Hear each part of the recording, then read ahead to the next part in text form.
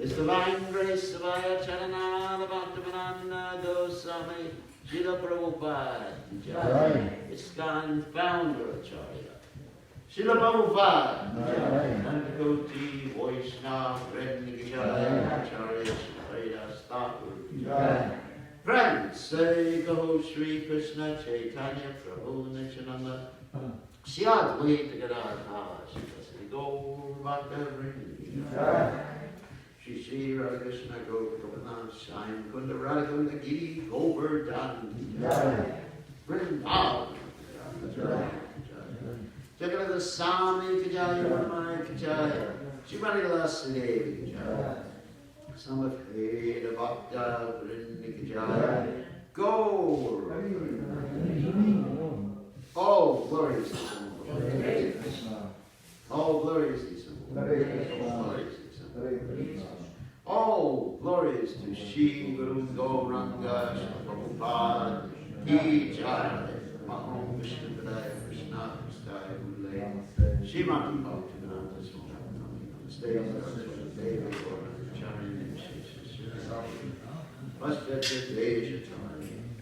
So very happy to be here with all of you Vaishnavas and Vaishnavis to Taliban. We're happy that you're here. Yes, great to be here. No, we're happy that you're here. Thank you very much. He is so much happy. So, we're reading from Srimad Bhagavatam, 3rd Canto, 13th chapter, text 26. Om Namo Bhagavate Vasudevaya. Om Namo Bhagavate Vasudevaya. Om Namo Bhagavate Vasudevaya. Om Namo Bhagavate Vasudevaya. Om Namo Bhagavate Vasudevaya. Om Namo Bhagavate Vasudevaya. Tesham Satam Veda Katana Murtir Ramavataryatma Gunanuvadam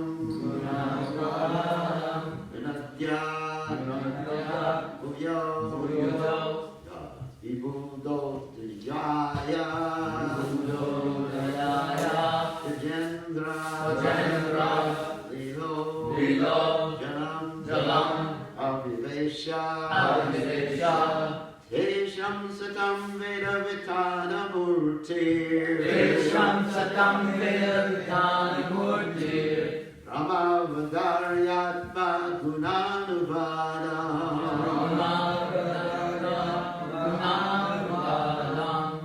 Vinadya Bhuyo Vibhudo Dhyaya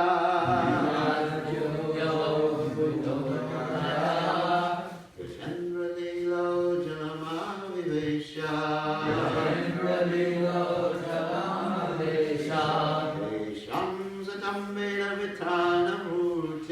Tesham Satam Veda Vitana Murtir Ramavadaryatma Gunanuvadam Vinadya Vibhudo Dhyaya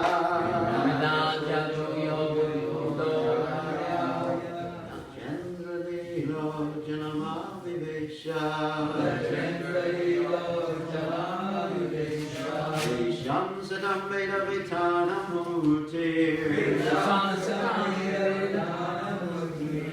Ramavadaryatma Gunanuvadam Vinadya Bhuyo Vibhudo Dhyaya Chandra Lilo Janamavivesha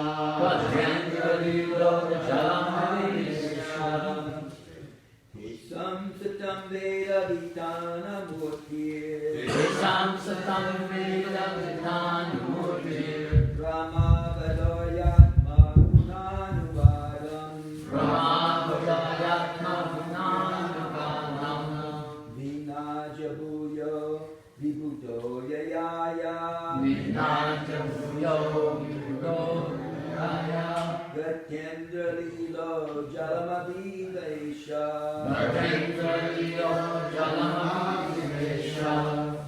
Tesham Satam Veda Vitani Murtir Ramavadaryatma Gunanuvadam Vinadya Bhuyo Vibhudo Dhyaya Gajendra Lilo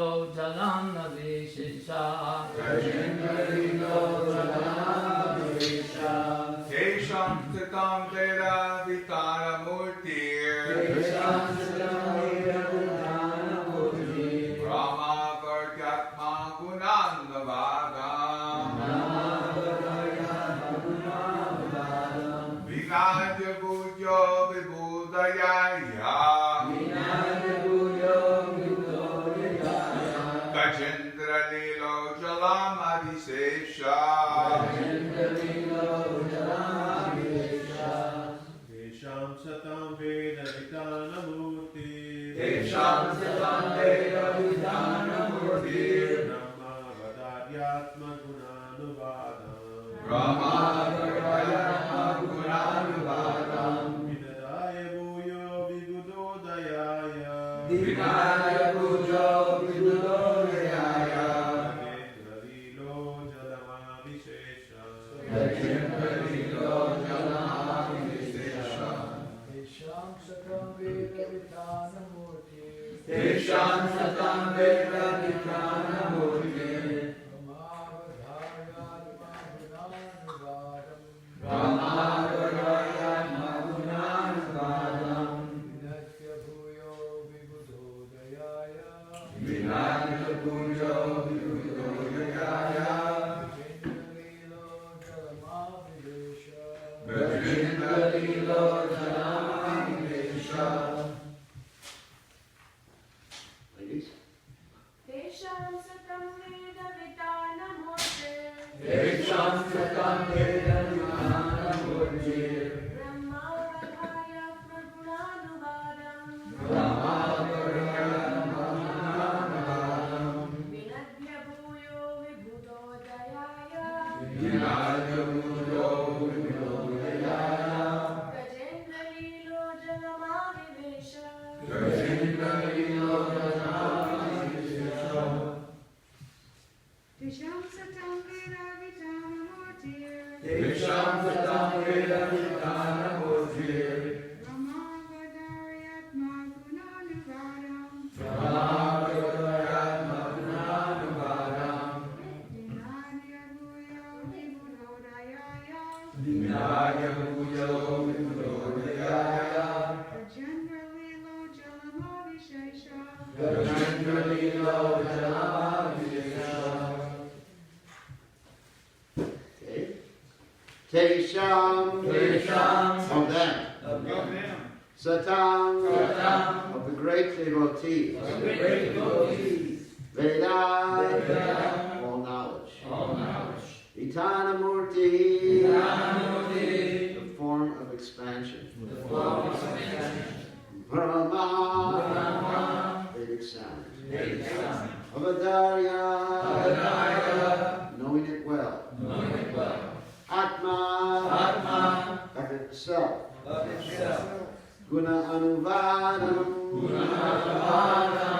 transcendental glorification.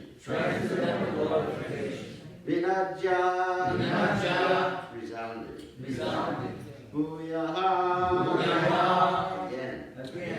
Vibhuda of the transcendentally learned. Udayaya for the elevation or benefit. Gajendra Leelaha playing like an elephant.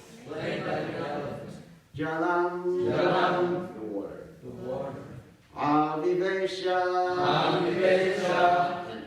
entered. Translation, playing like an elephant. He entered into the water after roaring again and replied to the Vedic prayers by the great devotees. The Lord is the object of the Vedic prayers, and thus he understood that the devotees' prayers were meant for him. So purport by His Divine Grace, A.C. Bhaktivedanta Swami Srila Prabhupada, Srila Prabhupada. The form of the Lord in any shape is always transcendental and full of knowledge and mercy. The Lord is the destroyer of all material contamination because his form is personified Vedic knowledge. All the Vedas worship the transcendental form of the Lord. In the Vedic mantras, the devotees request the Lord to remove the glaring effulgence because it covers his real face. That is the version of the Ishopanishad. Is that Saran Yamena Trainer Satyam Vishnu? I forget the rest of it. But anyway, the Lord has no material form, but his form is always understood in terms of the Vedas. The Vedas are said to be the breath of the Lord, and that breath was inhaled by Brahma, the original student of the Vedas. The breathing from the nostril of Brahma caused the appearance of Lord Bor, and therefore the Bor incarnation of the Lord is to personify the Vedas. The glorification of the incarnation by the sages on the higher planets consisted of factual Vedic hymns.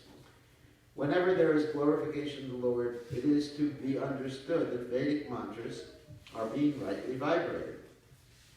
The Lord was therefore pleased when such Vedic mantras were chanted, and to encourage his pure devotees, he roared once more and entered the water to rescue the submerged earth. Read the Sanskrit again. Tesham satam veda vitala murtir brahmavadaryatma gunanivadam vinanyavoyo vibudo dhyaya vachendra lilo janama vivesha Somaganat Simanandasha Gananjana Shlakaya Chakshuram Medinam Yena Tasmai Shri Gurave Namaha.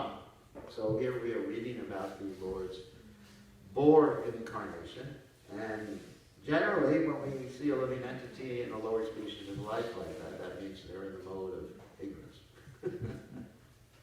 The living entities are covered by both their gross bodies and their subtle bodies. And one gets a Bor body because they have the consciousness of a Bor. Yam yam vapi smaran bhavam yashate ante kalevaram tam tam vaiti kampriya siddhartha bhava bhavata. So in other words, whatever your consciousness is like at the time of death, that's the type of body you're going to get in the next life. As simple as that.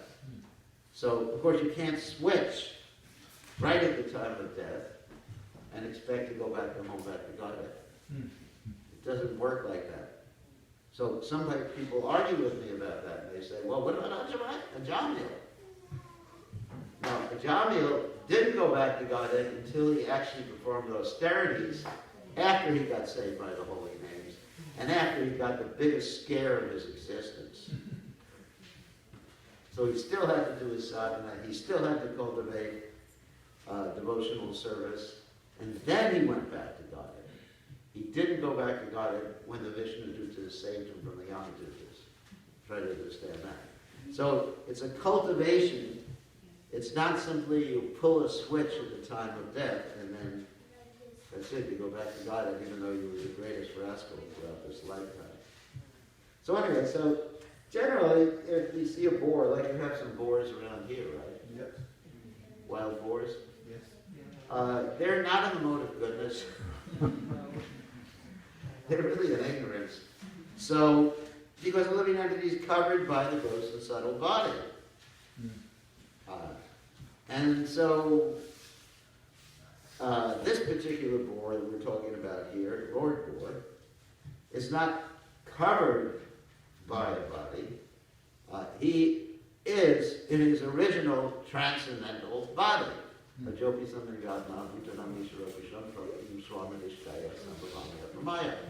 Krishna comes down in the same transcendental, not in, even the word in is actually inappropriate, as the same transcendental person, because there's no duality between the body and the person. This material world is a world of duality, so there's a difference between us and our body. Although, for all intents and purposes, we haven't understood that yet. But Krishna, there's no difference. Oh, Sorry, please put it on mute. So Krishna comes down in the same transcendental body. So the question is, why doesn't he look like, Krishna?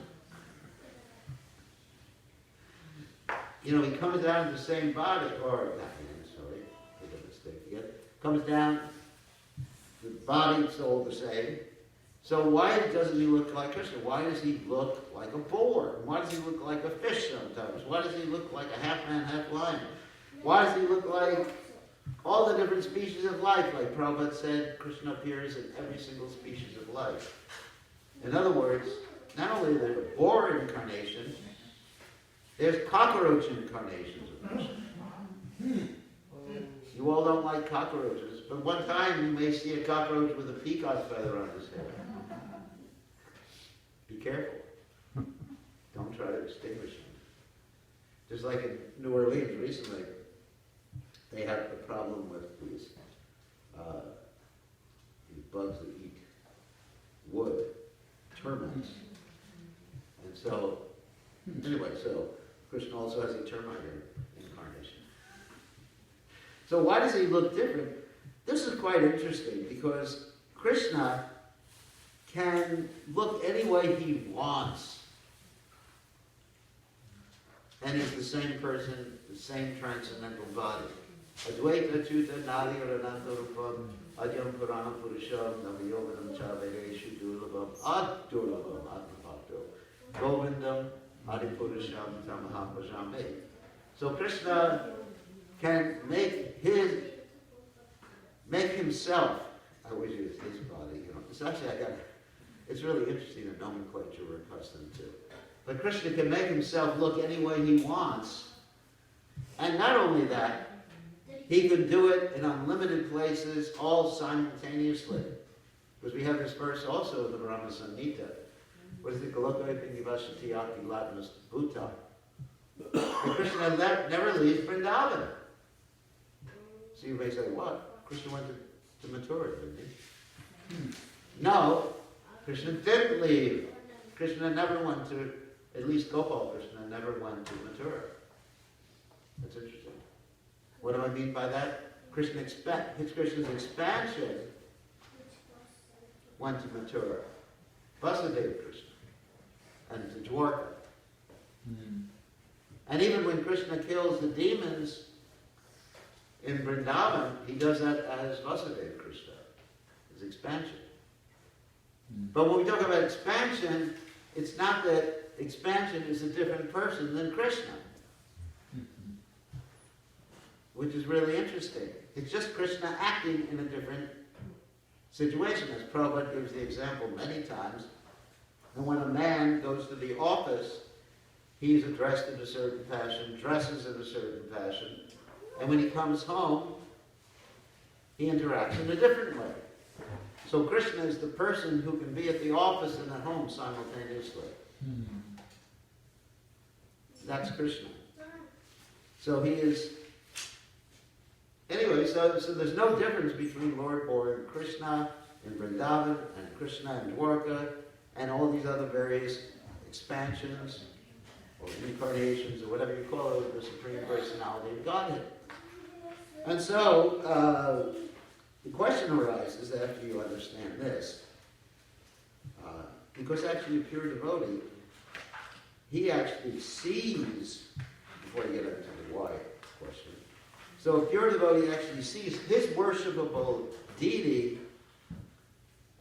his worshipable form of the Lord, in whatever incarnation he looks at. In other words, a pure devotee of Krishna Vrindavan will look at Lord Boar. Hopefully we're able to see Lord Boar. Anyway, so he'll hear about Lord Boar, and he will think, oh, isn't this nice? Krishna's doing this. He'll see the fish incarnation. And he'll think, oh, Krishna's so cool. Look what he's doing. Premanjana Charita Bhakti Vilod Charita. Shantak Shadaiva Vidyeshu Vilokes. Yang Shaima Shanda. Achinchi Guna Swarupam Govindam Adipurasham Taham Bhajami. So a devotee sees a devotee of Shama Shanda sees Krishna, Shama Shanda, acting as a boar. And of course, the proof of that is Jayadev Goswami's Dasha Avatar shlokas, which come from the Gita Govinda, which I think some of you, most of everyone here is familiar with. Keshavadrita Narahari Rupa, Keshavadrita Shukara Rupa, Keshavadrita Ramashavira, Keshavadrita, Haladara Rupa, that's Balaram. So, in other words, Jayadev Goswami is seeing Keshava. Keshava means Krishna, with beautiful black hair, long black hair. Devotees should be Kesha him, means without hair. Not the ladies, the men. Kesha him, because I don't have a choice at my age. So, Keshava Drita Narahari Rupa. That, oh Krishna, you're doing this cool thing. You're half man, half lion, and killing Hiranyakashipu. So that's how a pure devotee sees when he sees these various incarnations of Krishna. And you know, Prabhupada, interestingly enough, in the purport of the Bhagavad Gita, he says, one should only concentrate on the form of Krishna and no other form, the Supreme Personality of Godhead. So there's two ways of understanding that. One way is that Prabhupada is just showing his own bhav. You know, that Prabhupada is connected to Krishna and Vrindavan. Another way of understanding is this, because Prabhupada does speak about other incarnations of the Supreme Personality of Godhead, that Prabhupada is actually seeing Krishna. Just like the gopis. Let's give an example of this pastime in Vrindavan, because we just finished with Kartik month. Once upon a time, Krishna was hiding from the gopis, and Krishna had a really cool way to hide from the gopis. He manifested himself as Lord Vishnu. And this particular pastime is called the Chaturbhuj. Chaturbhuj means forearms. That's Vishnu. So Krishna was hiding from the gopis, and the gopis were looking for Krishna. The story is in the 10th canto. And there's a beautiful temple in Braj, right near Govardhan Hill, called the Chaturbhuj Temple. There's a self-manifested deity of Krishna with four arms. Beautiful, beautiful deity. I have pictures of it on in my computer. So the Chaturbhuj form, Krishna was manifesting it to hide from the gopis. So the gopis, they saw Lord Vishnu, and when they saw Lord Vishnu, of course, obviously, they didn't know it was Krishna. They just offered obeisances. They said, please, dear Lord Vishnu, please accept my obeisances. All glories to Prabhupada. No, they didn't say all glories to Prabhupada, obviously. And they said, we just have one request to make of you. Where's Krishna? I mean, can you imagine someone loves Krishna so much that even when God and all of his opulence appears before you, you say, and he says, whatever you want, I'll give you. You say, no, I just want to know where Krishna is. And of course, we also see this in the Gita, in the 11th chapter of the Gita, where Arjuna sees the opulence, hears about the opulence, and then he sees this amazing universal form. I mean, most of us, we saw the universal form, we go, wow, this is cool. I want to keep seeing it. This is actually the best trip, better than LSD. To see the universal form. But what does Arjuna say? I want to see your original form. First of all, your form is the Supreme Personality of Godhead, and then your original form after that. So the gopis, they just were asking, where's Krishna? And then Srimati Radharani comes, and Krishna, because of her love, Krishna can't keep his two extra arms. He keeps trying his best. You know, here's God. He's the supreme controller. Obviously, he can do anything he wants. He's Aptakama. Aptakama means he gets whatever he wants. Swaraj, he's independent. You know, who's going to stop him from manifesting 2 extra arms, or 10 extra arms, or 100 extra arms? But Radharani can stop him. So the 2 extra arms disappear, and then they appear, and they just like flash in and out. You understand? Because Radharani has so much love for Krishna. So she is seeing Lord Vishnu, but Lord Vishnu, Krishna can't hide in that form from Radharani because of her love. And you see the same thing with Srila Prabhupada, because Srila Prabhupada is dedicated to Krishna Vrindavan. that when he talks about other incarnations, he's seeing Krishna, as Jayadeva Goswami also saw Krishna. And also we have other devotees who are very dedicated to other forms of the Lord. You know, the Ishtadevatas, the worshipful forms of the Lord.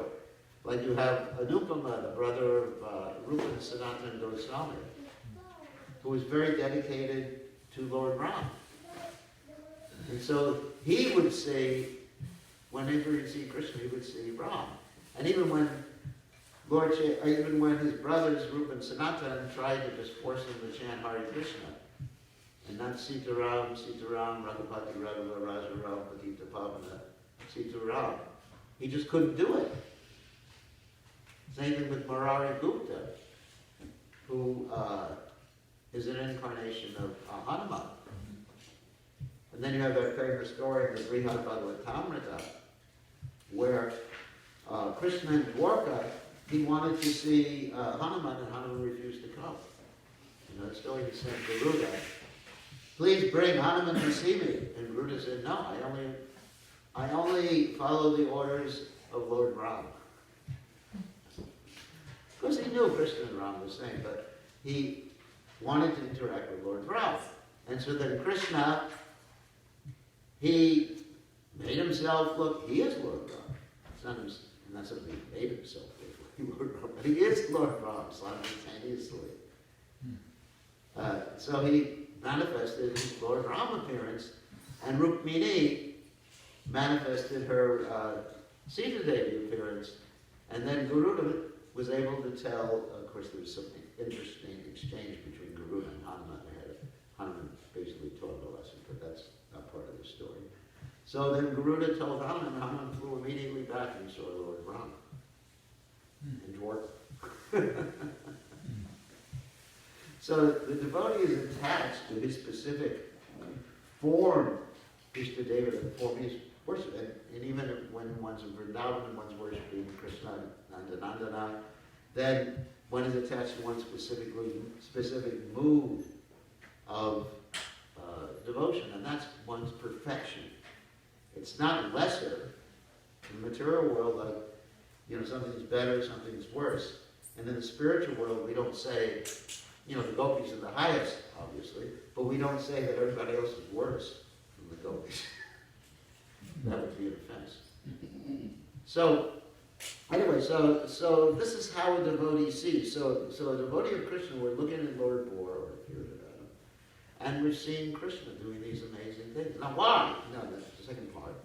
Is why does Krishna do these things? And why doesn't Krishna just stay in Vrindavan and enjoy himself? You know, he has his girlfriends there, he has his mother, his father. He does stay in Vrindavan. He never leaves, actually. Even though he's not manifest. That's another point. That when Krishna apparently leaves Vrindavan to go to Dwarka, he still remains in Vrindavan. But he just can't be seen. But he's manifest also in terms of the mood of Vipralamba, the mood of separation. So he's still there, he's still manifest. Prabhupada said you could feel Krishna's presence when you go to Vrindavan. You don't see him. It's not like the story in the Chaitanya Charitamrita, where when Lord Chaitanya was visiting Vrindavan, everyone was thinking that they were seeing Krishna. And even Lord Chaitanya's servant, Balabhadra Bhattacharya, not the one in Lanka, but Lord Chaitanya's servant wanted to go see Krishna dancing on the Kaliya serpent's heads in the Yamuna. And then Lord Chaitanya Mahaprabhu just slapped him. He said, "You're foolish. You think Krishna's going to appear before your eyes in Kali Yuga?" Then later on it was revealed that Krishna who was dancing on the Kali serpent was simply a fisherman trying to attract fish with his lantern in the middle of the night. But Krishna is there.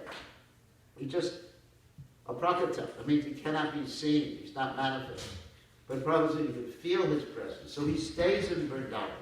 Krishna never leaves Vrindavan. But he stays in his unmanifest form. And you can feel his presence, and you can feel separation, and you can be connected to Krishna in that particular way. So anyway, so why does Krishna do these other things?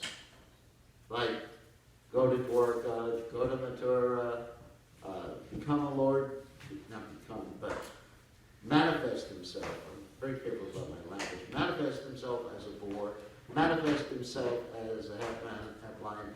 And the answer is that Krishna likes to taste different rasas. Krishna's name, another name of Krishna is Rasa Raj. Rasa Raj means he's the king of rasa. What do I mean rasa? Rasa doesn't mean relationship. It means a taste. Just like all of you, if we give you the same prasadam every day, you'll go away. Isn't it? If you had to eat what I eat every day, you wouldn't remain. So anyway, this was boiled vegetables. No, actually it's very tasty. So you go away. So you like some variety. Just like when I was young, my parents would say, you know, what restaurant are we going to tonight? Oh, Chinese. Chinese prasadam. Of course my parents didn't say prasadam. But Chinese, Japanese, Italian, and I won't even mention KFC. Because that's disgusting. But so, because there's variety. You know, also in the material world, we have this thing called, what's it, Bhoga Tiyaga. We enjoy it, and then we renounce, we stop eating for a few hours, just so we can get hungry enough to eat in the evening. So, anyway, so the variety, Prabhupada said, is the mother of enjoyment. I mean, we all need variety in our lives. And of course, as devotees, you may say, what is the variety? We wake up early every morning, just like that song. What's that song? 16 rounds, what do I get? Another day older and deeper in debt. Yamaraj, don't call me because I can't come. You know that song? It's an old spiritual song. So like in Krishna consciousness, we have, you know, you think, oh, the same thing every day, the same Mangalarti, the same Krishna, the same, temple president. We need to change. Prabhupada said that's our disease, actually changing. So, so where's the variety? Well, the variety is internal. In the ras, we can taste. That's how we become detached from the material world, by tasting spiritual ras, rasa varja, right? You know the verse? Rasa varja, rasa varja, param drishtani vartate. Rasa varja, a higher taste. Same thing, we're different rasas. So every day we're hearing something different about Krishna. Every day we see the deities, they're dressed differently. Every day we enter in a different mood when we're chanting. You know, we're praying to Krishna. You know, so life is full of ras. So Krishna loves that, different varieties of ras. And we're not just talking about the 5 rasas. You know, obviously these are the basic rasas. Shanta, Dasha, Sakya, Vasaya, Madhurya. But these 7 indirect rasas. Krishna likes ghastliness. Can you imagine that? That's one of the indirect rasas. So do kids. So do kids. You know, ghastliness, like when we were young, we'd go to these horror movies, you know, really ghastly, like King Kong or what else? What other names were there? Oh, it's Godzilla, all the Japanese movies. Chainsaw Killer. Oh no, I never watched that. That's that's from the South, you love that stuff. I never would watch that. I was chanting Hare Krishna. So, but you know, there's some lack of this sort of ghastliness. And when Krishna gets ghastly, it's really ghastly. You got heads floating down in a river. I mean, there's no movie that's so gross like that. You got Parashuram. He created rivers, lakes of blood. That's pretty interesting.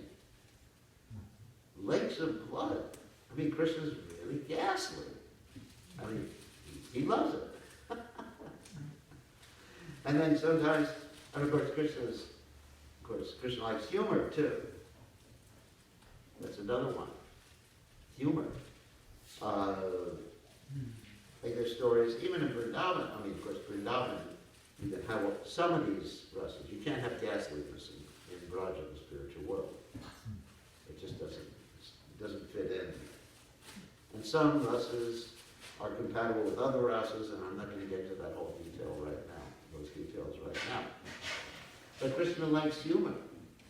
You know, he has, if you read the books of the Acharyas, you see that Krishna makes so many plays on words. He says one thing, double entendre, and it means something different, and they're taking it in a third way, and Krishna's just like teasing H-E-C-K, sorry.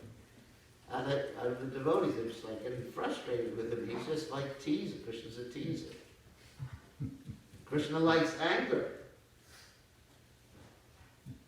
You know, all these different indirect processes. It's so good. Chivalry.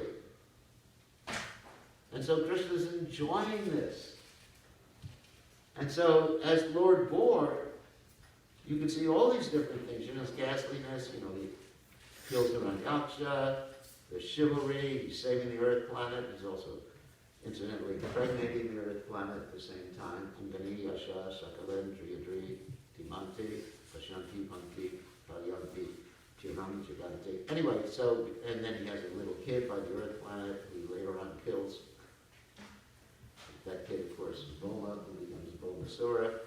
So he's just enjoying himself. Because Krishna is like a kid. He is a kid.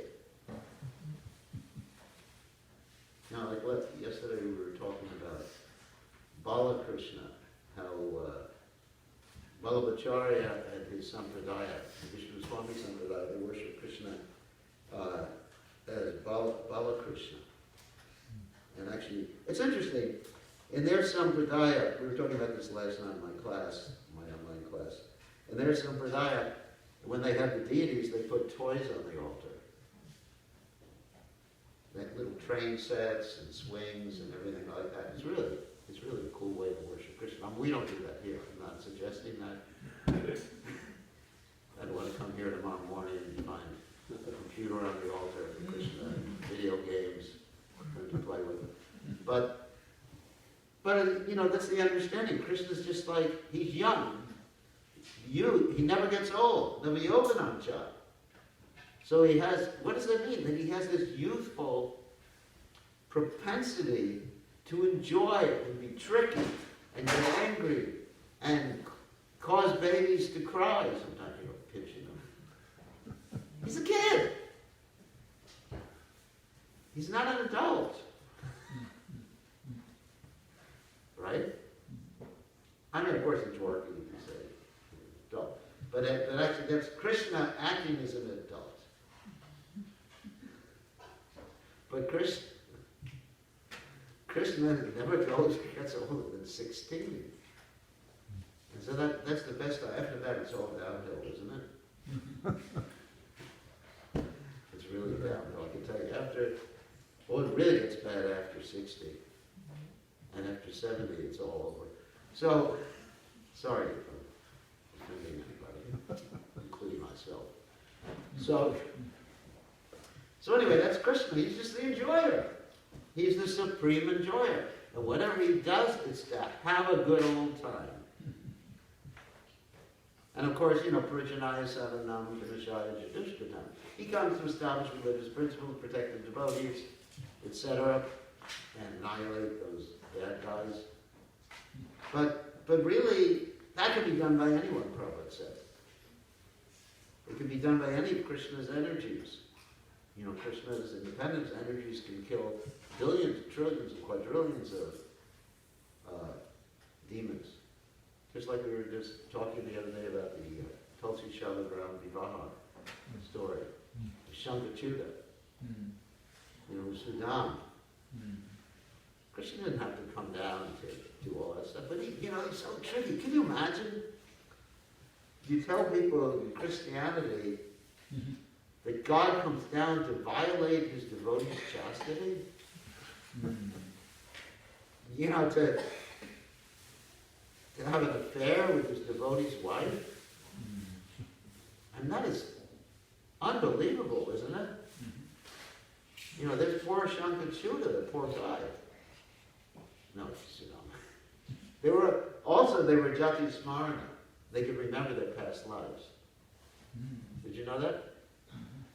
Sudama and Tulsi, they could remember their past lives. So in one sense, they were remembering what's going on. In another sense, they got into it, and Tulsi was really angry at Vishnu, who was Krishna, and she curses him.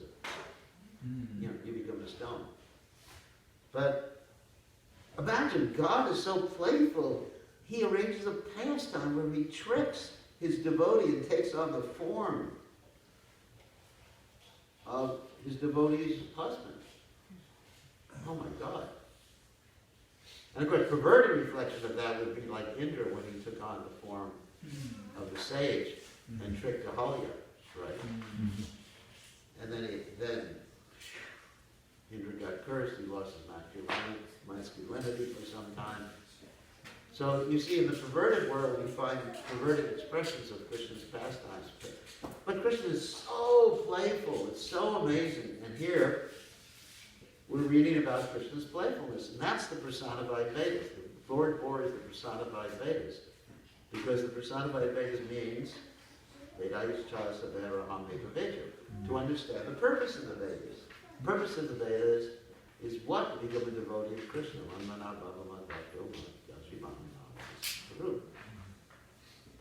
That's the purpose of the Vedas. And so we have to understand why Krishna is doing what he's doing here. Not only what he's doing, but why he's doing it. And then we really can enter into the ras. Because that ras will keep us detached. As I mentioned, that'll keep us detached from this material world. And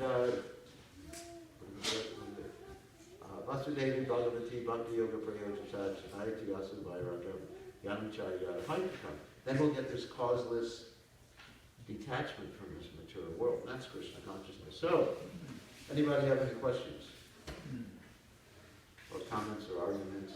And it's hard to see everybody because you all have effulgences behind you, so I may not be able to see who it is. I can see hands, but I can't see faces. Yes, Mr. President. So the personification of the Vedas is the self-realized devotee who has realized these rasas and... Well, the personification of the Vedas is Lord Bor. That's described by Prabhupada in the purport majority, but to understand how Lord Bor, or the understanding of Bhakti Yoga is that's the goal of the Vedas. By all the Vedas I am to be known, Krishna says. So, you know, like Prabhupada comments in his purport here that the Lord Bor, actually twice I think he comments, the Lord Bor is the personification of the Vedas. But what does that mean exactly, personification of the Vedas? Doesn't he explain it that that the Vedic sound entered Brahma's ears? Yes. It came out of his mouth, and Lord Bor came out of his nostrils, so Yes. it comes out as the personified Vedas. Yes. Yes. The Vedas originally it was just one word. And then the expansion. And essentially, let's talk about the Vedas. Veda means knowledge, basically. And originally there was one Veda, then Vyasadeva divided into four. Because that's what the word Vyasa means. Vyasa means divide. There's two words, Samasa and Vyasa. Vyasa means divided into four. And then after that, you got the Upanishads. Then you have the Vedanta Sutra. The Upanishads are actually the spiritual commentary, basically, on the original Vedas, because the original Vedas, as described by Krishna himself in the Gita, Traigunya Vishya Veda Vish Traigunya Vivarjana, they're actually mainly dealing with three modes of nature. Like if you go to the Rig Veda, most of the hymns are actually to Lord Indra. You can get really confused when you read the Rig Veda. And, but also in the Rig Veda, there's this verse, Om Tat Vishnu Parvam Vara Shantiyat Surya. All the demigods are looking to Vishnu. So, anyway, so in order to understand the Vedas, then you have the Upanishads, and then the commentary of the Upanishads, the Vedanta Sutra. So if you read the verses in the Vedanta Sutra, you can correlate the verses in the Vedanta Sutra to certain verses in the Upanishads. And then, of course, the commentary on the Vedanta Sutra is for us, is the Srimad Bhagavatam. And the other acharyas, like Ramanuja, they have other commentaries like the Sri Bhasha. And we have another one, of course, called the Govinda Bhasha, that has been spoken by the deity Govinda to Baladevi Pritibhushan. So that's commentary on it. And then also, then of course, then we have the Bhagavatam, and then also the Itihasas.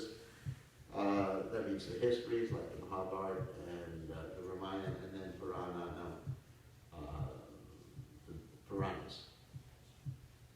So that's what Veda. But really the word Veda means knowledge, and Vedanta means the conclusion of knowledge. So Krishna is the conclusion of knowledge. Or understanding Krishna means to understand not only that he is God, but also to understand why he does what he does, which is enjoyment. So like we find in the Bhagavad Gita, what is it? That Janma Karma Chami Divi, Elio Veti Tata Daha Chaturdeha Puna Janma, Neti Mam Neti Sojana. One who understands the transcendental nature of my appearance and activities does not take birth again in this material world. So really to understand, it's important to understand how Krishna's activities are transcendental, that he's there in his original, not him, sorry, again, be careful my nomenclature. Krishna appears as he is, and not different from his original transcendental body. And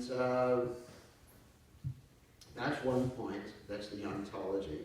And then also the teleology, which means to understand the purpose of it, to enjoy. So really to understand Krishna means to understand from every angle of vision. And of course you cannot understand Krishna 100%, but basically you can understand, Yasmin Vigyati Sarvameva Vigyatu Bhavati.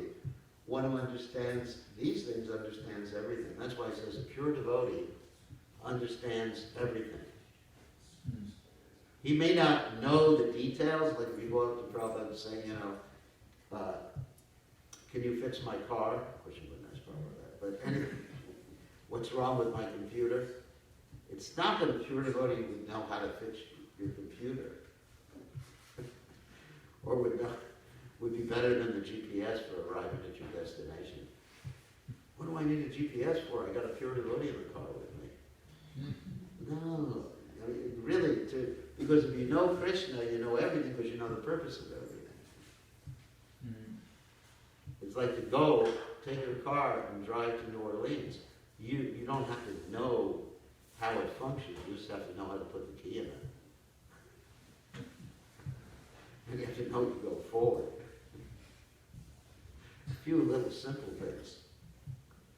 But to know exactly how the car is functioning, or just like we're using our body is infinitely complex. Each and every cell of our body has 9 billion parts to it. Can you imagine that? 9 billion separate parts to the cell.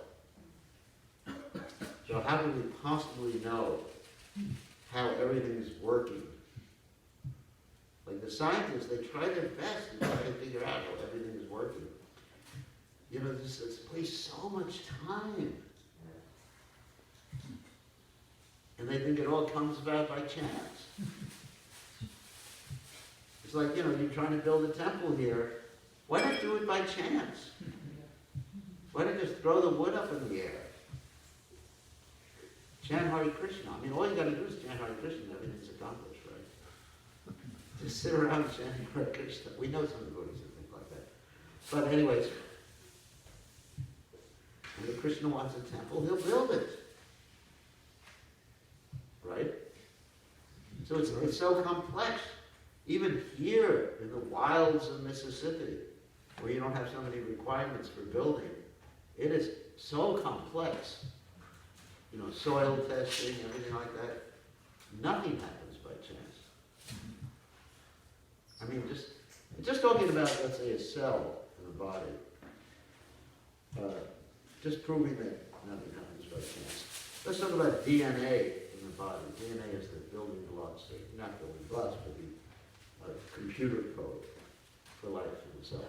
The DNA is like strands, double strands, you know, like that. And so, like if you ever have a wire, here's some wires.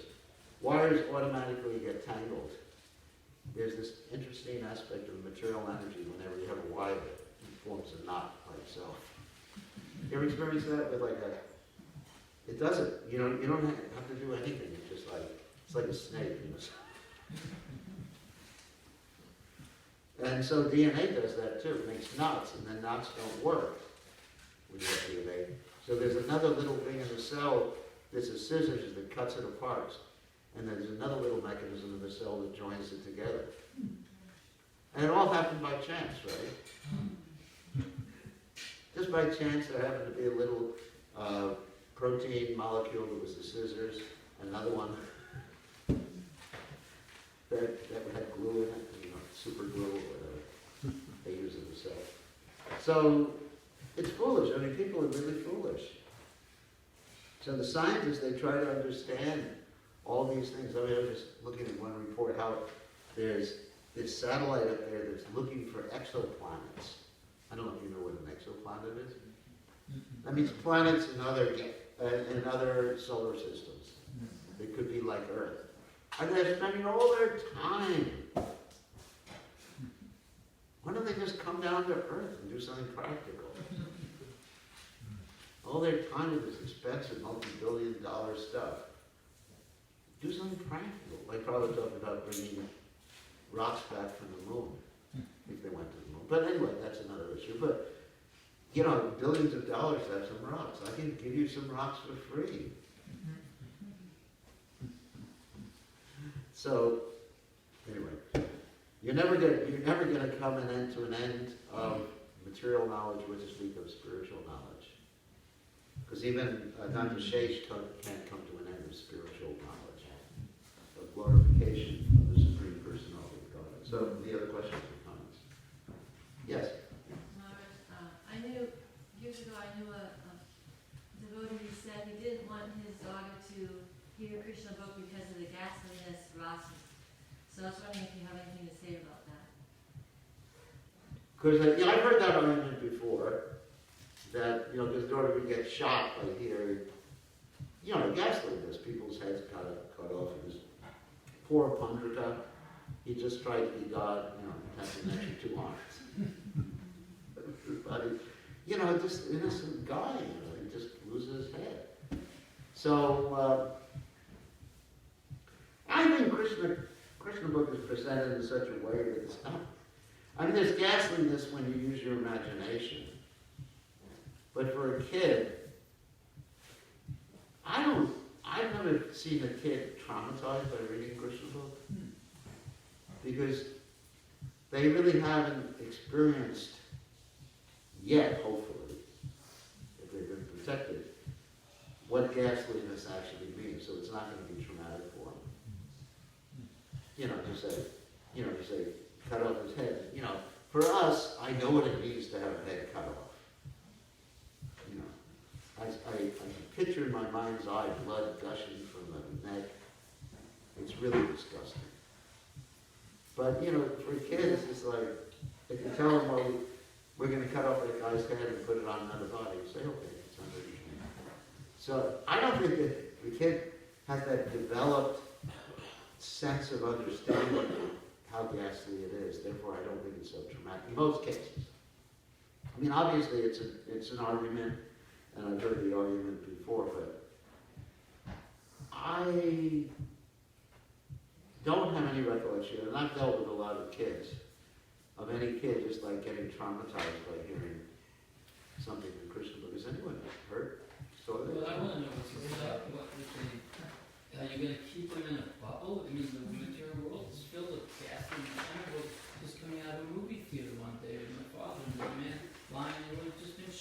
bullets all over the sidewalk. How, how can you protect me from seeing that ghastly scene? Yeah, that's true. That's true. I mean, there's this whole idea to protect the kids. So I think we protect them too much, they won't know what reality is when they finally get out of the house. Protect them like Lord Buddha. Yeah, I was thinking the same thing. Yeah, that's true. Actually, that's a good example. Lord Buddha was protected from birth, death, disease, and old age, and then finally when he sees it, he didn't even understand what it was. And he said, "What are you? I'm an old man. How did you get that way?" You'll get that way too, buddy. Ooh. Like that. So, I mean, of course, we don't want to gross the kids out at the same time. But, I think Krishna book exposes the kids in such a way that it's not really traumatic.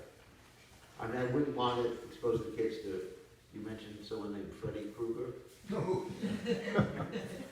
I think that's above and beyond what we should do, yes. I've heard of the same controversy concerning fairy tales, and Yeah. what they say is children actually get reassured when the bad guy gets killed. Yes, that's good.